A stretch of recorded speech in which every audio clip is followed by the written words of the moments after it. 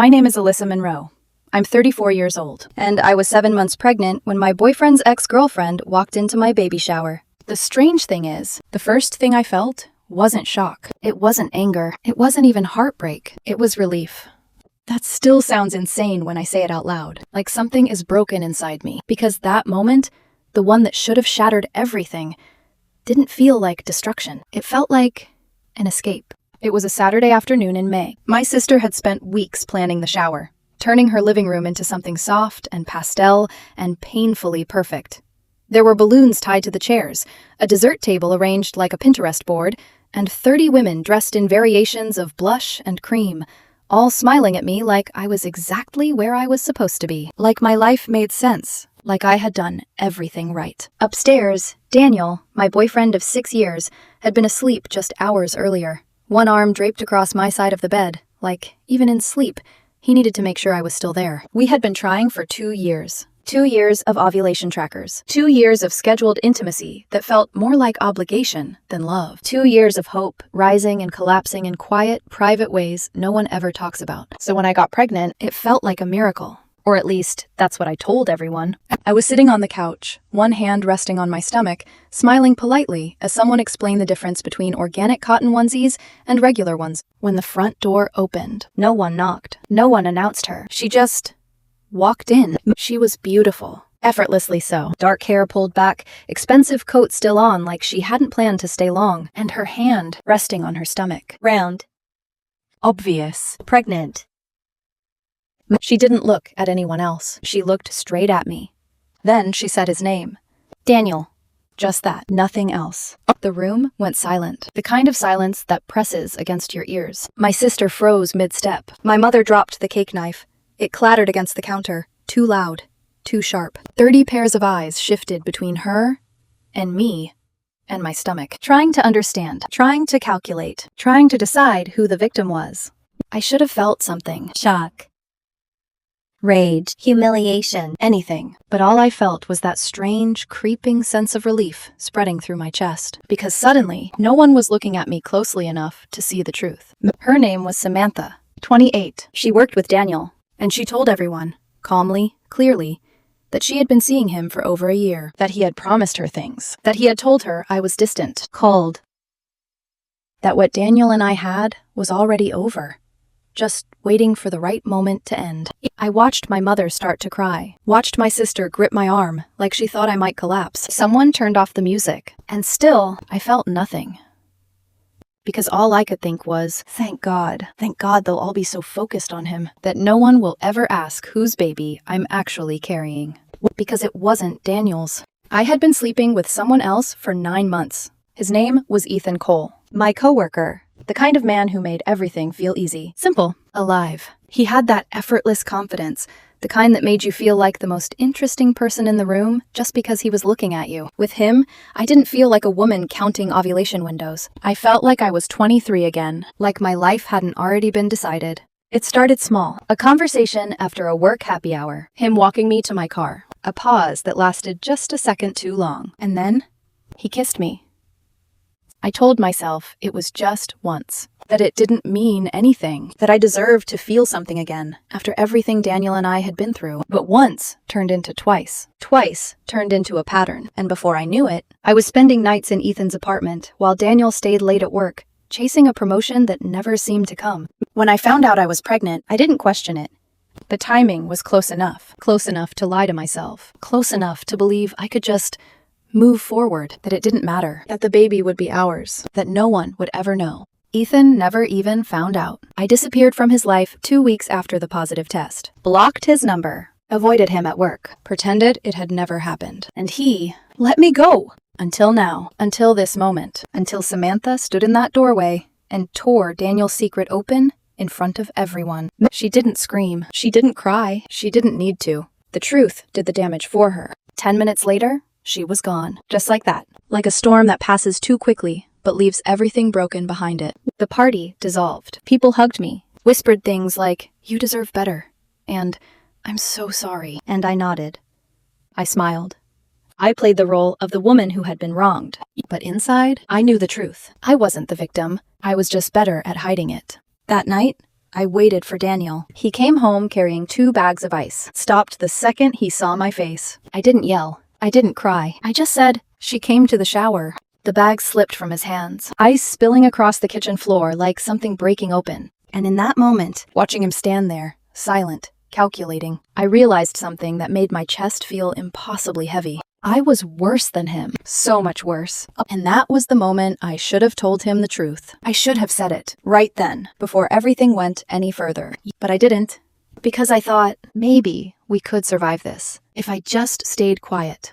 And that was the first real mistake. Not the cheating, not even the lie, but the decision to keep going. Daniel didn't deny it. That was the part that unsettled me most. Not because I had expected innocence from him. Not really. Not after Samantha had stood in my sister's living room with one hand on her pregnant stomach and detonated my life in front of my mother and every woman I'd grown up knowing. But because when I told him she had come to the shower, he didn't even try to act confused. He just stared at the ice melting across the kitchen tile and looked like a man deciding which version of the truth would cost him the least. "It's not what you think," he said first. And even then, I almost laughed, because what a ridiculous sentence that is. What else was I supposed to think? That the pregnant woman from his office had wandered into my baby shower by accident? That she had said his name in front of 30 people because she was confused? That her swollen stomach and shaking voice and carefully controlled rage were all part of some misunderstanding? "She's pregnant, Daniel." My voice sounded strange to my own ears. Too calm. Too flat. Like I was standing outside myself, watching another woman have this conversation. He rubbed a hand over his face. I ended it 2 months ago. There it was. Not denial. Not defense. Just a confession with softer edges. As if the timeline mattered enough to save him. As if betrayal became cleaner if it had an ending date. "She won't let it go," he added. I looked at him then.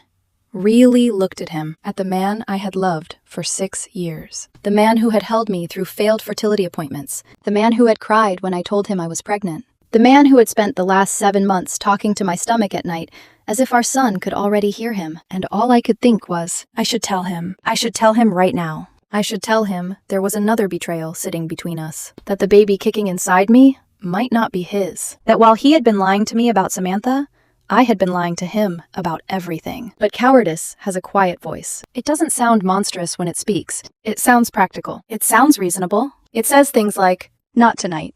He's already shattered, one disaster at a time. So instead of confessing, I asked him questions. How long had it been going on? Did he love her? Did he know the baby was his? Had he planned to leave me? He answered in fragments, some of them probably true, some of them probably edited. It had started during a late trial prep cycle at work. It had gotten serious faster than he intended. He said he never meant for her to get pregnant. He said he had told her things he shouldn't have said because it was easier than admitting he felt trapped. That word sat between us for a long time. Trapped.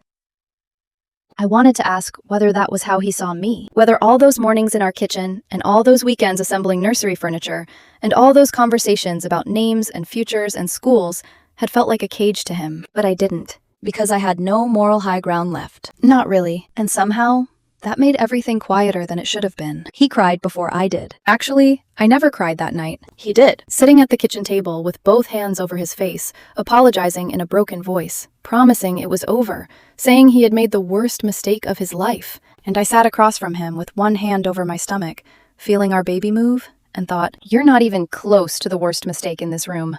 The next week was a blur of damage control. My mother called every day. My sister wanted me to leave him immediately. Daniel's mother left me 3 voicemails, each one more careful and humiliated than the last, asking if we could please talk when I felt ready. Samantha texted me once from a number I didn't recognize, not to apologize, not to explain, just to say, "He told me you and he were basically over.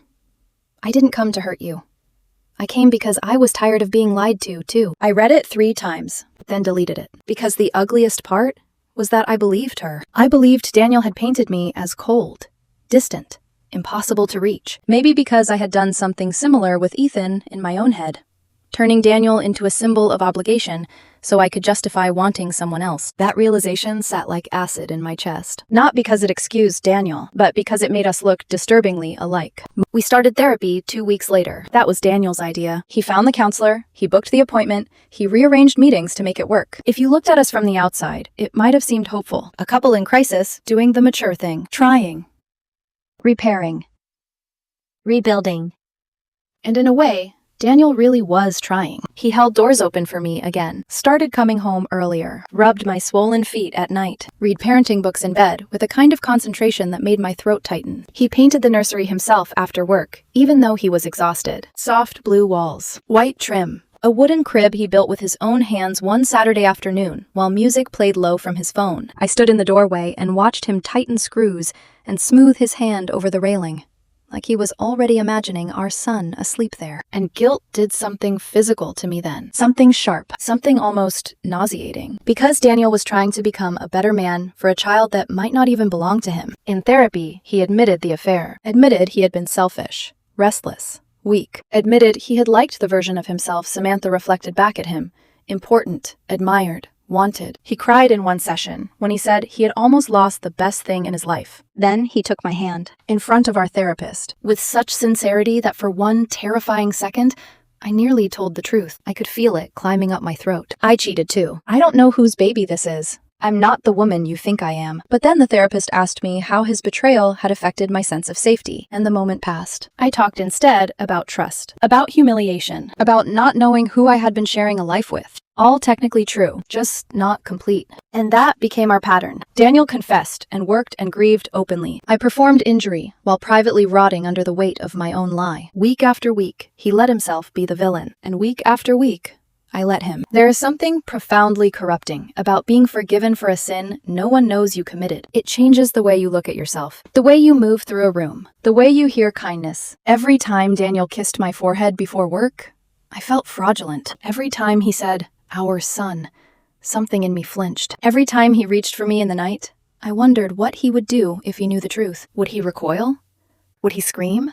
Would he leave immediately? Or worse, would he go? Still in that quiet way people do when the pain is too deep to perform. I had started noticing things by then. Tiny things. Things I told myself didn't matter. But they did. At 28 weeks, during a routine ultrasound, Daniel squeezed my hand and smiled at the screen, while our son turned stubbornly away from the technician. "Already dramatic," he whispered. The technician laughed. I smiled. But inside, I was counting backward again. Doing math I had already done 100 times. The due date. The week of conception, the nights I had been with Ethan, the nights I had been with Daniel, always looking for certainty, never finding it. Sometimes I convinced myself the baby had to be Daniel's. Other times I would wake up at 3 a.m. with my heart racing, absolutely certain I had built my entire future on a timeline held together by denial. And still, I said nothing, because the closer I got to birth, the more impossible the truth became. It wasn't just about me anymore. It was about the baby, about stability, about whether truth was inherently moral if all it did was destroy. That's how liars survive themselves, by turning cowardice into philosophy. I went into labor 6 weeks early. It was just after midnight, a sharp cramp, then another, then a slow, awful warmth between my legs that made me sit upright in bed. Daniel was awake before I even said his name. Everything after that happened in fragments. Hospital lights, monitors, a nurse with kind eyes telling me to breathe, Daniel signing forms with shaking hands. The terrifying rush of being wheeled down a hallway while my body stopped belonging to me. I remember gripping Daniel's wrist during one contraction so hard, he winced. I remember him kissing my forehead and saying, "You're okay, Alyssa. I'm right here." And I remember the guilt of that, nearly swallowing the pain. Our son was born just before dawn. Small. Perfect. Angry at the world from the first second he arrived. When they placed him on my chest, I cried then. Not from joy, exactly. Not only from joy. From shock. From love. From fear so enormous it barely fit inside my body. Daniel cried harder than I did. He kept laughing through tears, repeating, "He's here. He's here. He's here."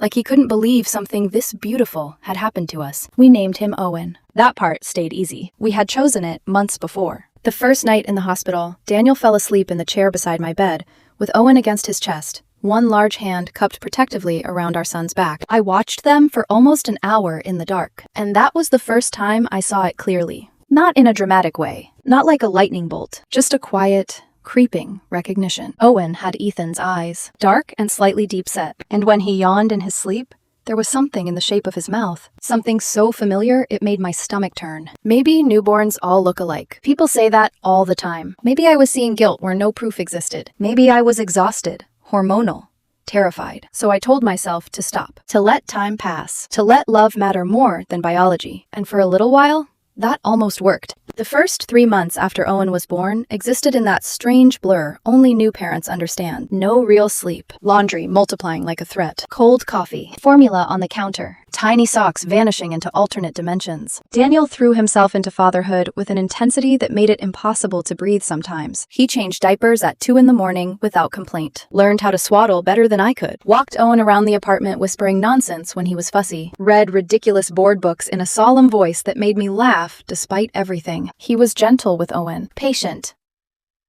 Proud. He took pictures constantly. Owen sleeping on his chest. Owen gripping his finger. Owen making dramatic little faces in the bouncer, and every beautiful moment became another weight laid on top of my conscience. Because Daniel wasn't just bonding with a baby, he was building fatherhood on a foundation I knew might collapse. There were moments I nearly confessed. Once when I found him asleep in the nursery recliner, Owen curled against him, both of them breathing in the same rhythm. Once when he kissed me in the kitchen and said, "We made a good one." Once when his mother held Owen and said, smiling through tears, "He has Daniel's old soul." Each time, truth rose up and stopped at the edge of speech. Each time, I swallowed it. Because every day Daniel loved Owen, the lie became more catastrophic. Not easier. Never easier. Just more expensive to expose. And then, slowly, questions started creeping in. Nothing dramatic at first. Just comments. Casual. Almost playful. "Do you think Owen looks like your side of the family?" He definitely didn't get my ears. "It's funny, isn't it? He doesn't really look like either of us." I learned how to laugh on cue. How to pull up baby photos of cousins. How to say genetics were weird. How to change the subject without appearing to. But Daniel wasn't stupid. And suspicion, once born, grows faster than trust ever does. One Thursday evening, when Owen was just over 3 months old, Daniel came home early. I was in the nursery, feeding Owen. The room was dim, except for the lamp in the corner, and the whole apartment smelled faintly like baby lotion and the tomato soup I'd left untouched in the kitchen. I heard Daniel's footsteps in the hall. Then silence. I looked up. He was standing in the doorway, still. Too still. There was something different about his face. Not anger. Not yet. Something colder. Something already halfway to certainty. "I ran into Ethan today," he said. Every part of me went cold. Not metaphorically. Actually cold. My hands. My throat. The skin at the back of my neck. Owen shifted in my arms, still drinking, unaware. Daniel didn't move from the doorway. "He congratulated me on the baby," he said. His voice was controlled, in a way that terrified me more than shouting would have. Said he'd heard through people at work. I couldn't answer. I couldn't even seem to breathe correctly. Daniel's eyes dropped briefly to Owen, then back to me. And then he asked how old Owen was. The room felt suddenly too small, too bright, too airless. And when I told him, Daniel said, he got this look on his face. He paused, not for drama, for composure. Like he was doing math. I didn't speak, not because I didn't know what to say, but because every possible sentence felt like a confession. And in that moment, silence was the only thing I had left. Daniel took a step into the room, slow, measured, like he was approaching something fragile or dangerous. "Owen was born 6 weeks early," he said quietly. I nodded. My throat felt tight, like something was pressing against it from the inside. "And counting back," he continued, his eyes never leaving mine. "That puts conception right around the time you and Ethan were working late on that project." There it was, not an accusation. Not yet, just a statement. A timeline. A calculation. The truth, assembling itself. My heart was beating so hard, I could feel it in my ears, in my fingertips, in the place where Owen rested against me, warm and trusting and completely unaware of the storm gathering around him. Daniel. But I didn't know how to finish that sentence, because what comes after that name? An apology? A denial? A lie? All of them sounded wrong. All of them sounded too small. He took another step closer, close enough now that I could see the exact moment something inside him shifted. Is he mine? The question landed softly, too softly, like he already knew the answer, like this was just confirmation. I could have lied. I should have lied. That's what a better coward would have done. A smarter one. Someone more committed to the life she had built on half-truths and careful omissions. But I looked down at Owen, at his tiny fingers curled against my arm, at the shape of his face that I had been trying not to see clearly for months. Then I looked back at Daniel, at the man who had tried, who had stayed, who had believed. And something in me finally broke. "I don't know," I whispered. The words hung in the air between us. Small. Pathetic. Devastating. Daniel didn't yell. He didn't throw anything. He didn't even swear. He just stood there, very still, very quiet, and nodded once, like I had just confirmed something he had already made peace with. Then he turned around and walked out of the nursery. I sat there for a long time after that. Owen finished feeding and fell asleep against my chest. The apartment was silent, except for the hum of the baby monitor and the distant sound of a car passing outside. For a moment, just one, I thought maybe he would come back, that maybe he just needed a second, a minute. Time to process, time to breathe, time to decide what to do. Instead, I heard the bedroom closet open, the dull thud of a suitcase hitting the floor, drawers sliding, clothes being folded. Or maybe just shoved in. I didn't go after him. I didn't move at all. Because I knew. Even then, I knew this wasn't something you talked through. This wasn't something you explained. This wasn't something you fixed. The front door closed 30 minutes later. Softly. Not slammed. Not dramatic. Just closed. Like the end of something that didn't need noise to be final. He texted me 2 hours later. Just one line. Get a paternity test. I'll be at my brother's. That was it. No anger, no questions, no how could you, just logistics. The test took 3 weeks. 3 weeks of waiting. 3 weeks of feeding Owen, changing him, rocking him to sleep, waking up every 2 hours, existing in the same apartment where Daniel's absence echoed louder than any argument ever could. I called him twice. He didn't answer. I texted him once. We need to talk. No reply. When the results came back, I already knew. I had known for a long time, but seeing it in black and white still felt like something final, being carved into stone. Daniel Monroe, 0% probability of paternity. He didn't come back. He didn't call, didn't ask to see Owen, didn't ask how I was, didn't ask anything. Instead, a lawyer contacted me. Divorce papers. A custody agreement. Clean.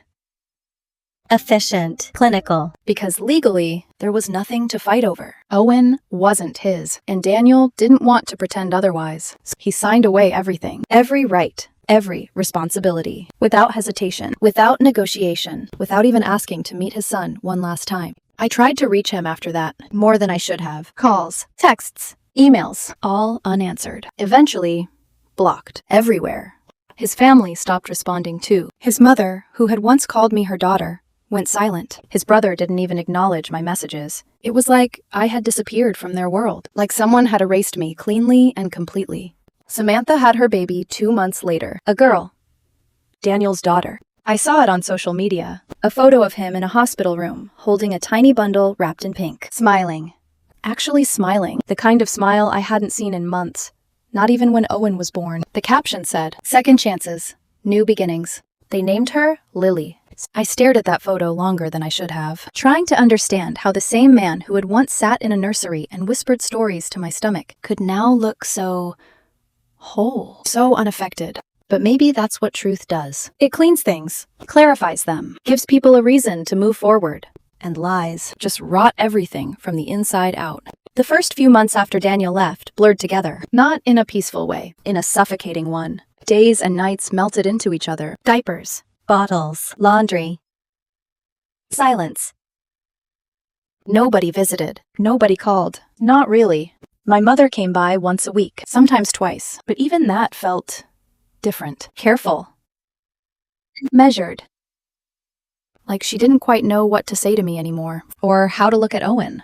My sister stopped inviting me to things. Family dinners, birthday parties, casual get-togethers. I'd find out about them later through photos, or passing comments. They had loved Daniel. They had watched him try, watched him apologize, watched him rebuild. And then I had taken that fragile, repaired version of our relationship and destroyed it with one sentence. I don't know. That was the thing people couldn't forgive. Not just the cheating, but the uncertainty, the deception, the time I had stolen. Because I hadn't just betrayed Daniel, I had let him believe. For months, I had let him bond with a child that wasn't his, had let him become a father, and then ripped that identity away from him. There's no clean way to recover from that. I reached out to Ethan once, just once. I told him Owen was his, told him I had taken a paternity test, told him everything. He responded with a lawyer, a formal letter requesting confirmation through an independent test. When it came back positive, he set up child support. Monthly payments. Automatic. Precise. And that was it. No calls, no visits, no interest. Just one email. Short. Cold. Final. I have a life, Alyssa. A fiancé. I'm not interested in being involved in a situation that started with an affair I regret. You made your choices. Don't drag me into them. I read it once, then again, then closed my laptop and sat in the quiet apartment that used to feel like a home. And that was the moment I understood something completely. I was alone. Not temporarily, not circumstantially. Completely. Daniel was gone. Ethan was never really there. And I was left holding a life I had created with no one to share it with. Owen cried then. From the other room. Sharp. Insistent. Alive. I stood up, wiped my face, and went to him. Because no matter what I had done, he was still here. And he still needed me. Even if I was the reason his life would never look like it should have. The first thing I noticed about being completely alone was how loud everything became. Not actual noise, but absence. The absence of Daniel's keys hitting the counter when he came home. The absence of his voice asking if I needed anything from the store. The absence of someone else breathing in the dark. Silence, when it stretches long enough, stops feeling peaceful. It starts feeling like punishment. Owen was 4 months old when I went back to work. I didn't have a choice. The savings we had built together, were suddenly mine alone to manage. Rent, utilities, daycare, groceries. Every number felt heavier without another person attached to it. People at the office already knew. Of course they did. Secrets don't survive in places built on conversation and observation. And mine had never really been a secret. Just a truth waiting to be confirmed. I could feel it in the way conversations stopped when I walked into the break room. In the way people smiled too politely. In the way no one asked me to lunch anymore. Ethan had transferred departments. I saw him sometimes. In hallways. In elevators. Across conference rooms. He never looked at me. Not once. It was like I had imagined the entire thing. Like those 9 months had been something I invented to escape a life I no longer wanted. And now, even the memory of it was something he refused to acknowledge. The women I used to sit with at lunch stopped replying to my messages. At first, I told myself they were busy. Then I stopped texting. The mom group I had joined during my pregnancy removed me quietly. No explanation. Just gone. One of them finally said it out loud when I asked. We don't think you're a good influence. I didn't argue. What would have been the point? I started avoiding mirrors. Not because I didn't recognize myself, but because I did. Too clearly. At the grocery store, I'd run into people Daniel and I used to know. Couples we had gone to dinner with. Neighbors from our old building. Friends from birthdays and holidays and ordinary Saturdays. They would see me, then pretend they didn't. At the pediatrician's office, I caught whispers sometimes. Glances. Quick judgments wrapped in soft voices. It wasn't loud. It didn't need to be. Shame doesn't require volume. It just requires awareness. I tried dating once. I downloaded an app, uploaded photos that made me look like someone whose life hadn't collapsed. Someone still worth choosing. The conversations always started the same way. Easy, light, normal. And then they'd ask about Owen. I tried different versions of the truth. Short ones, careful ones, ones that left out details. None of them worked. One man actually laughed, not cruelly, just honestly. So let me get this straight, he said. You cheated on your boyfriend, got pregnant by someone else, and let him believe the baby was his? I didn't answer. I didn't need to. He nodded slowly. Yeah, he said. I'm going to pass. That was the last time I opened the app. Owen turned 1 on a Tuesday. I bought a small cake from the grocery store. Vanilla. Blue frosting. Too sweet. It was just me. My mom. My sister. No friends. No coworkers. No other children. Owen sat in his high chair and smashed his hands into the cake, laughing at the mess he was making, like the world had always been this simple. I took pictures. Dozens of them. And then I realized there was nowhere to send them. No group chat, no close friends, no one waiting to see how big he had gotten. So I kept them, all of them, on my phone, like proof that this life existed, even if no one else was looking at it. Later that night, after Owen fell asleep, I made the mistake of opening social media. Daniel had posted Lily's first birthday. It wasn't small. It wasn't quiet. It wasn't just family. There were balloons, a bounce house, a yard full of people. Daniel stood in the center of it all, holding Lily, smiling the same way he had in that hospital photo. Samantha stood beside him. Radiant. Effortless. Like none of this had ever been complicated. The caption read, "My whole world. Grateful for second chances." I stared at it until my vision blurred. Then I locked myself in the bathroom and cried as quietly as I could. Not because I wanted him back. Not exactly. But because I had been there once, at the center of that kind of life, and I had let it slip through my hands. The worst part wasn't the loneliness. Not really. It was the clarity, the understanding of exactly what I had done, and exactly why. Ethan had never promised me anything, not once. He hadn't told me to leave Daniel, hadn't asked me for more, hadn't even pretended the affair was something meaningful. I had built that meaning myself, turned him into something he was never trying to be. An escape. A version of myself that felt lighter, Younger.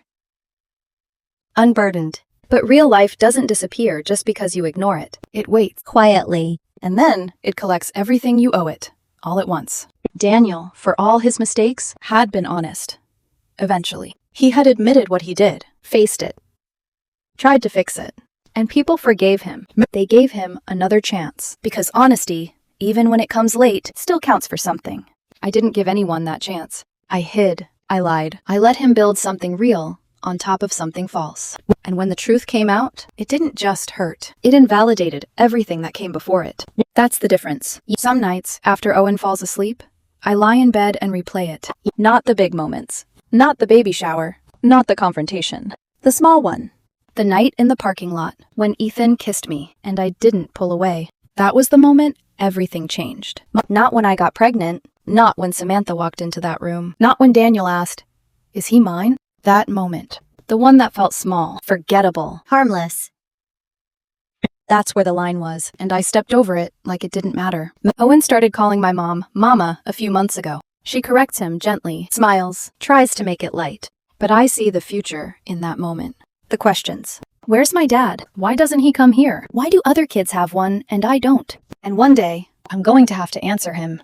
Tell him that his father exists, but chose not to be part of his life. Tell him that the man who could have been his father walked away when he learned the truth. And somehow explain that none of that is his fault, even though it all started with me. I see Daniel sometimes, at a distance. At a park. At a cafe near his office. Once, at a restaurant, sitting with Samantha and her family. He looked right past me. No recognition. No hesitation. Like I was just another stranger in the room. And maybe I am now. Because the version of me he loved doesn't exist anymore. I had everything. A man who loved me. A life that, even with its cracks, could have been repaired. A future that was still open. And I traded it for something that was never real to begin with. Now I have a small apartment I can barely afford, a son I love more than anything in this world, and a silence that follows me everywhere I go. I started therapy a few months ago. My therapist asks me what I've learned, what I would do differently. The answer is simple. Too simple. Everything. I would do everything differently. But life doesn't work like that. You don't get to rewind. You don't get to test another version of your choices. You live with them every day. And some mistakes don't get fixed. Some choices don't get undone. Some bridges, once burned, don't get rebuilt. I didn't just lose Daniel. I lost the person I thought I was. And I took my son's chance at a different life down with me. So if you're standing at the edge of a decision, telling yourself it's small, that it won't matter, that no one will find out, stop. Because the truth doesn't disappear. It waits. And when it finally catches up to you, it doesn't just take you down. It takes everything you should have protected with you. And some days, that's the hardest part to live with, knowing it didn't have to happen at all.